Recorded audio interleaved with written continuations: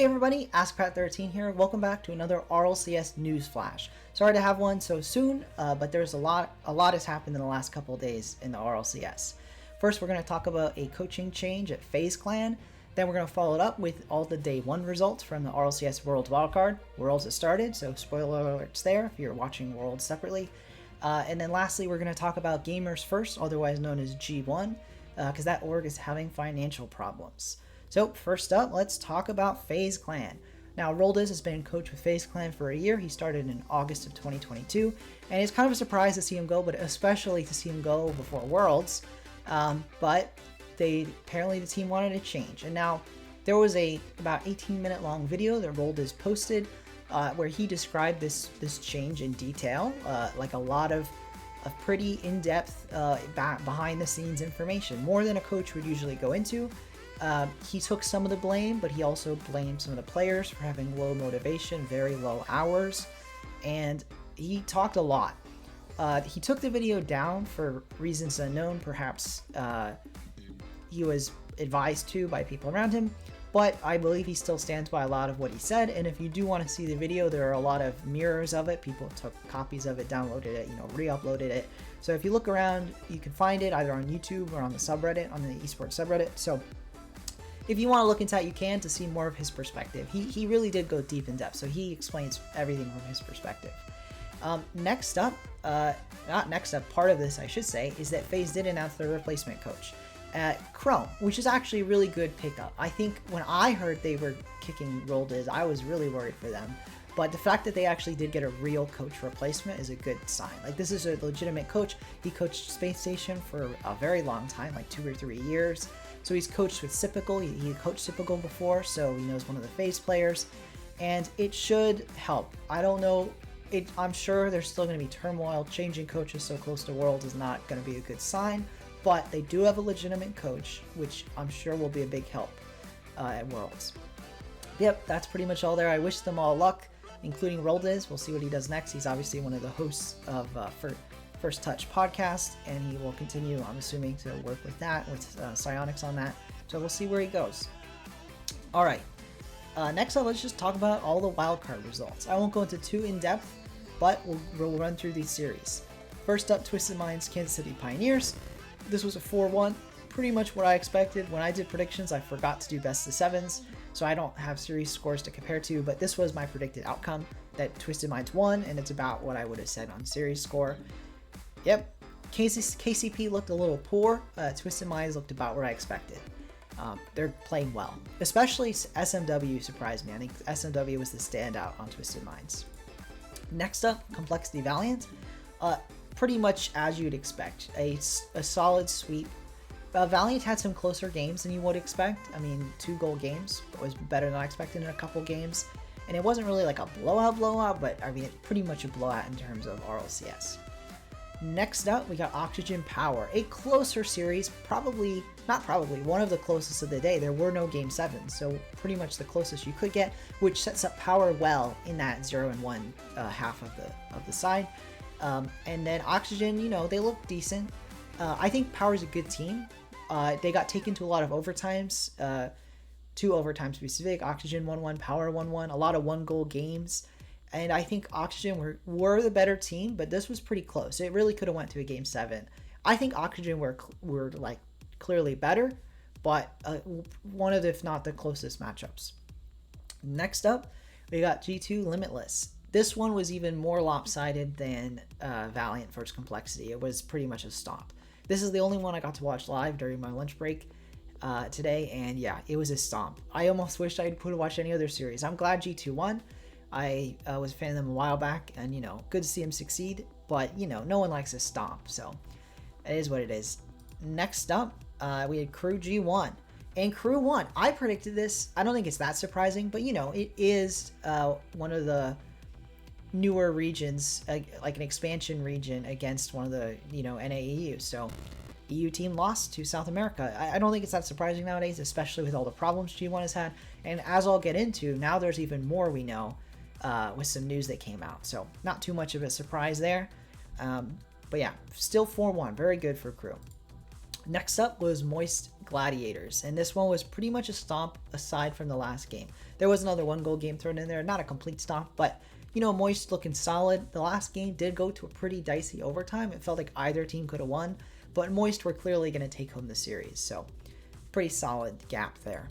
Next up, Space Station Secret, probably the best match of the day. It was very close, probably the closest match, just an exciting affair on both sides. You got some high octane offense on both sides. I think both teams have players that just look super fun to watch. You got KV1 on Team Secret.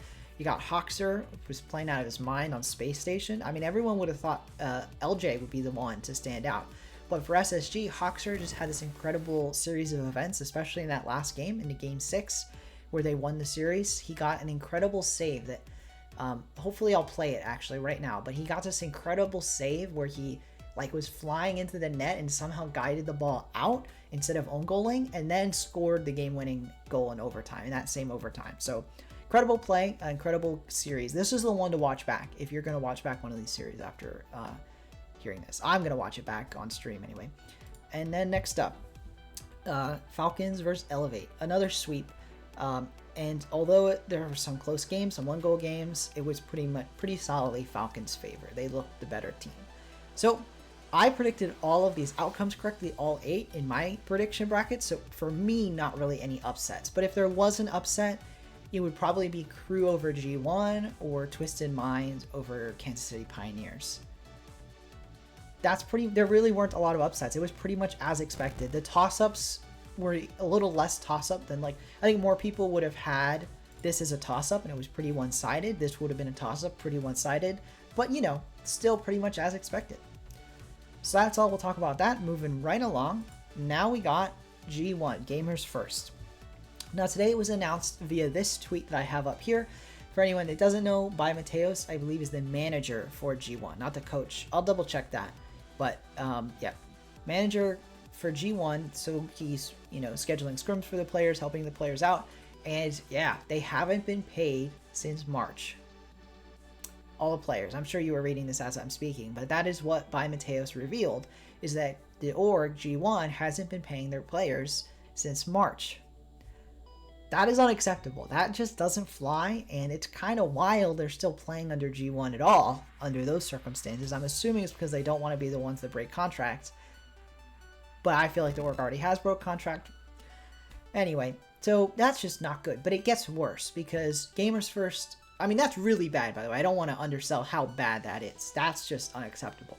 But the worst, an even worse portion of this is Gamers First G1, the org, they didn't just have an RLCS team. They also owned an organization called Women's Carball. I think they bought it or they got it transferred over from Kansas City Pioneers, another org that's still in the space.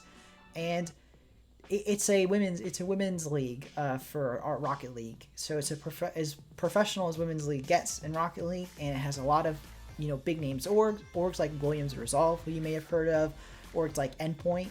You know, major orgs are in this league. Who else? Gen G, Mobile One Racing Black, they have a women's team. There's a lot of big name orgs. This is the biggest women's league, and it's run by G1, and they haven't been paying any of the prize money or their staff, allegedly. But the prize money is confirmed. They haven't paid out prize money for the women's league. Wait, let me pull up the tweet. First off, actually, let me start off with this. This is the, who is he? The COO, so the Chief Operating Officer for Williams Resolve. And yeah, that's just, basically they haven't been paid any prize money, and now it's even worse than when Kansas City Pioneers was in charge.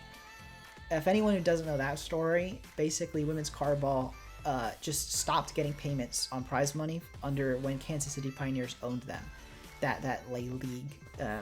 So it's been mismanaged from the get-go, and this might kill the women's scene if this isn't resolved. So hopefully someone like Psionics steps up and fills the gap, but I don't know if the players will ever get paid from the G1 players or the women's league players. It's not looking good. I have another tweet up here from one of the pro players for Endpoint, Slumpy. I'm not going to read out this whole thing. I have it up here. If you really want to pause, you can pause it and read it. It's just really bad. It's not looking good.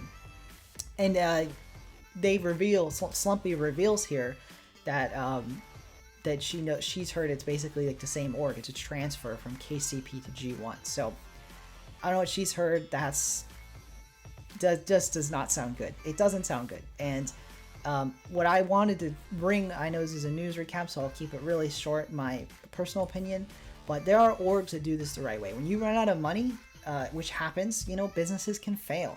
Torrent used to be called Alpine Esport. That's the tweet I have up here. They were an org in the RLCS. They competed with a team consisting of Magic Bear, Percy, and Jordan for a long time.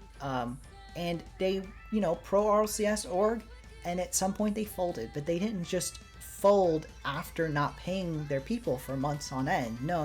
When they ran out of money, they shut down. And it's unfortunate, but that's what you got to do. This is the right way to do things. When you don't have money, the business fails.